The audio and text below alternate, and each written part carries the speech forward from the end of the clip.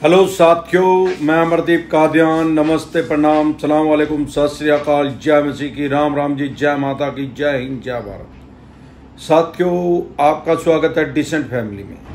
साथियों, आज हम बात करेंगे, कुछ कमेंट मेरे पास आ रहे हैं रिकास्ट के बारे में। ये रिकास्ट क्या बीमारी है, किसको मिलेगी, किसको नहीं मिलेगी।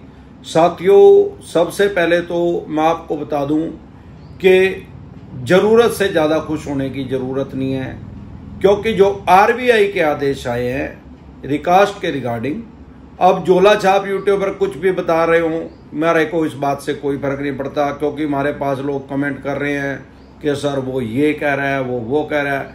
अरे भाई, जिसकी दुकान में जैसा सामान होगा वो वही तो बेचेगा, जितनी अकल होगी उतनी तो बात करेगा।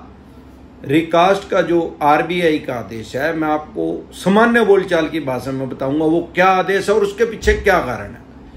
वो एक सुझाव दिया गया है बैंक के एनबीएफसी कंपनी को कि भाई आप अपने जो ग्राहक है आपके, जो आपने कर्जाई कर रखा है जिन आदमियों को, चाहे अनसिक्योर लोन है चाहे सिक्योर लोन है, तो आप उनको रिकास्ट दे सकते हैं, मोराटोरियम दे सकते हैं, रिस्ट्रक्चर कर सकते हैं। वो रिकास्ट का ही पार्ट अंदर से।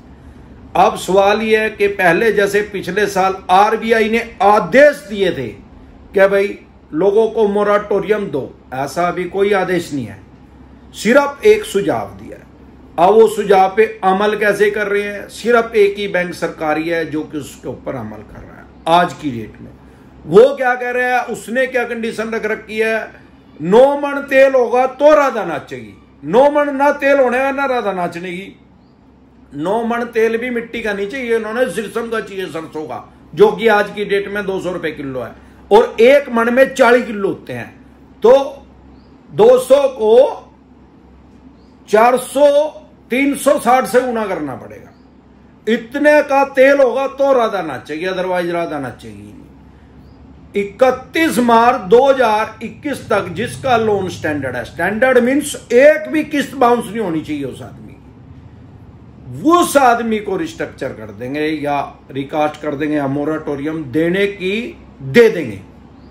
अब सवाल यह है कि कितने आदमी ऐसे हैं यार जिनका 31 मार्च 2021 तक पूरा का पूरा कोई ड्यू नहीं दे रखे उन्होंने। मुट्ठी भर आदमी है।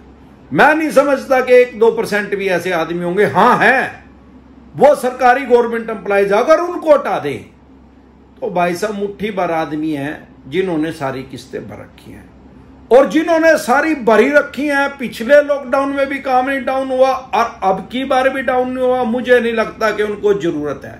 ये तो ऐसी काम होगी भाई, किसी ने सुबह तो खाए आलू के परोठे और दोपहर को खा लिया शाही पनीर 2 बजे और 3 बजे उसको कह रहे हैं फिर रोटी खा ले भाई। अरे वो तो खा ही नहीं सकता यार, उसको भूख नहीं लगे, उसने पहले ही खा रखा है इतना। तो ऐसे आदमी के आगे भोजन परोसा जा रहा है जिसको भूख ही नहीं है। जो आम ब्रोवर्स है, जिसको जेन्युइन नीड है, जिसकी 2, 3, 5 किस्तें रुकी हुई हैं, जिसके 2, 5, 25 लोन रुके हुए हैं, उसको किस चीज की जरूरत है? उसको चीज की जरूरत है मोराटोरियम की या रिस्ट्रक्चर की, जो कि वो अलाउ नहीं कर रहे। उसको प्रेशराइज नहीं किया जा रहा। जब तक गन्ने के ऊपर दबाव नहीं डालेगा तो गन्ना रस देगा ही नहीं यार, सीधा हिसाब है। आप एक बात समझे कि ये बैंक या एनबीएफसी कंपनी हमारा फायदा करने आए हैं क्या आपका फायदा करने आए हैं या अपना फायदा करने आए हैं? वो तो भाई साहब अपना फायदा करने के लिए आए हैं। वो तो अपने पैसों को बेच रहे हैं। कोई आम बेच रहा, कोई कपड़े बेच रहा, कोई स्कूटर बेच रहा, कोई कार बेच रहा, कोई जहाज बेच रहा।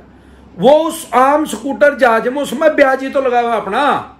भाई कोई आदमी जो पजामे कुर्ते का कपड़ा 4000 रुपए का आया तो उसको भी फ्री में तो मिला नहीं होगा जहां से मैंने लिया ना, उसके बाप की फैक्ट्री है। तो उसने क्या करा होगा, इसमें 500-700 हजार रुपए बचा लिए होंगे। तो उसने क्या करा, पहले इन्वेस्टमेंट करी, अब 20% उसका ब्याज लग गया। ब्याज ही तो लग गया भाई, पैसे उसने आगे दिए, मैंने उसको पैसे दे दिए, तो उसको उसके पैसों का ब्याज मिल गया।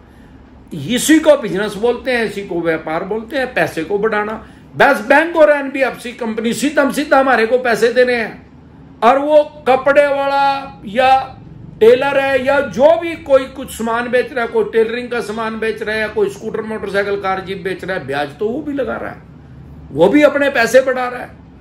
तो बैंक या एनबीएफसी कंपनी जब किसी भी आदमी का, मान लो आपने किसी से आम ले लिए 5 किलो, अब आप उसके पैसे नहीं दे रहे और ना ही आपके पास हैं 5 किलो इकट्ठे देने के। अब आज की डेट में 70 रुपए किलो है, 70 मंजे 35, 350 रुपए देने हैं आपने उसके, आपके पास है नहीं। तो क्या वो आम वाला गाली गलौज करेगा, तू तड़ाक करेगा, लड़ाई झगड़ा करेगा? वो आपसे पैसा निकालना चाहता है। अब 350 है नहीं, वो कहेगा यार 50-50 करके दे दिया भाई, 50-50 भी नहीं है भाई, 25-25 करके दे दिया, उसको पता नहीं तो 350 भी जाएंगे। ऐसे ही बैंक के एनबीएफसी कंपनी की मजबूरी है लोगों को मोराटोरियम देना या रिस्ट्रक्चर करना, क्योंकि करोड़ों आदमी एनपीए की श्रेणी में जा चुके हैं।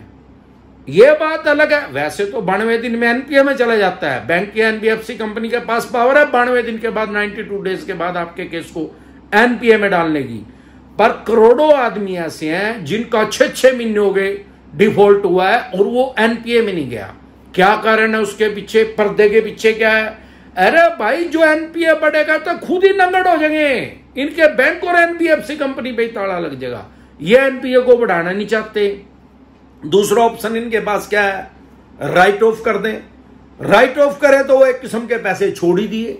अब राइट ऑफ ने किसी अन्य कंपनी को बेचेंगे या बेड बैंक आएगा उसको बेचेंगे, वो बिल्कुल ही कबाड़ी के रेट में खरीदेगा। 1 लाख रुपए की चीज को वो तो 1000 रुपए में खरीदेगा या 10,000 रुपए में खरीद लेगा 10% में। तो ये 10% में भी नहीं बेचना चाहते भाई, किसी से 5 लाख रुपए लेने तो 50,000 रुपए थोड़ी लेना चाहूंगा उस पर, तो वो भी ऑप्शन इनके लिए बेकार है। तो ये सोचेंगे कि यार अमरदीप कादियान से 5 लाख रुपए लेने, नंगड़ तो ही रहे, पैसे तो है नहीं इस पे, तो क्यों ना इससे 5 लाख रुपए थोड़े थोड़े करके ले लूं मैं। यू 5 तो हाथों पर रहा, अगर मेरे लोन को किसी को बेचेगा वो 5 लाख में थोड़ी लेगा उसको। मैंने तो 5 लाख तो देने हाथों पर रहा हूं, मैं ना तो नहीं कर रहा, मेरे पास है नहीं, मैं ये तो नहीं कह रहा मैं देंदा नहीं। इतना तो बैंक और एनबीएफसी कंपनी को ही पता है कि बिल्कुल चोर को तो उसने पैसे नहीं दे रखे, ना ठग को दे रखे, ना भिखारी को दे रखे जो सड़क पे भीख मांग रहा।